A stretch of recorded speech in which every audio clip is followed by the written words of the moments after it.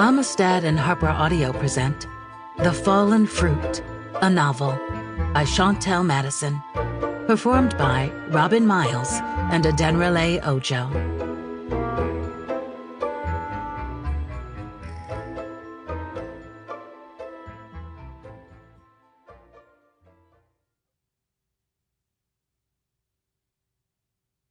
A note before we begin. Don't forget to download the accompanying enhancement PDF from your audiobook provider. It contains a family tree. This book would have never existed without the inspiration from the late Walter Toby Madison Jr. Thank you, Uncle Toby, for introducing me to my family's rich history. I can only hope someday to match your passion to discover our ancestors' untold stories. Part 1. Amelia. Cecily Bridge-Davis, May, 1964. My family tree has poisoned roots. Secrets from generations ago sank far into the earth, where truth and lies tangled in a polluted snarl. Over time, those deep roots, the ones that couldn't stay buried forever, writhed to the surface like new saplings and contaminated the earth around them. I discovered one of those saplings when my Aunt Hilda, who'd raised me like a daughter right outside Charlottesville, died. Her will stated I had an inheritance, 65 acres of Bridge family land. Since I hadn't heard a word from my father or his kin, I didn't know what I'd find. With my luck, the apple trees would be termite-infested, and any haphazard shacks would be unfit for human occupancy.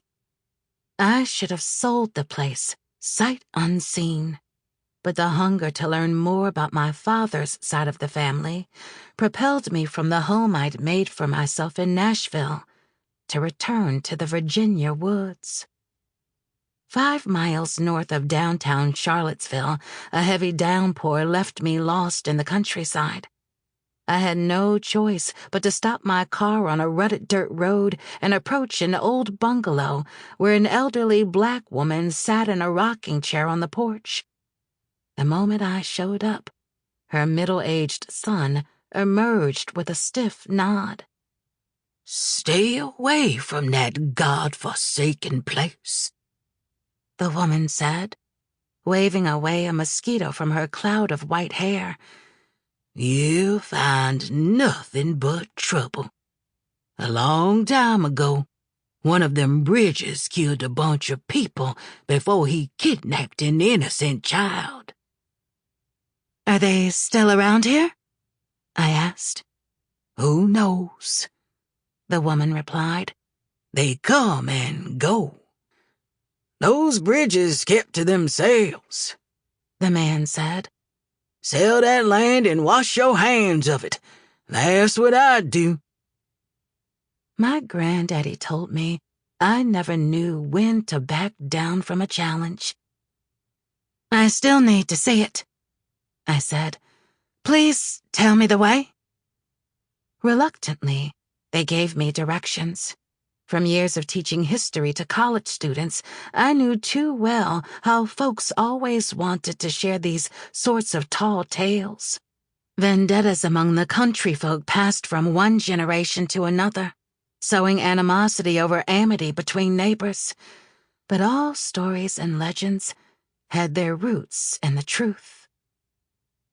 After leaving the bungalow and taking 2 wrong turns, I finally came upon a hidden opening to my right. Back when I was small, my grandfather sometimes stopped here on our way to church. I would sit in the idling car, playing with the hem of my Sunday dress, until he came back.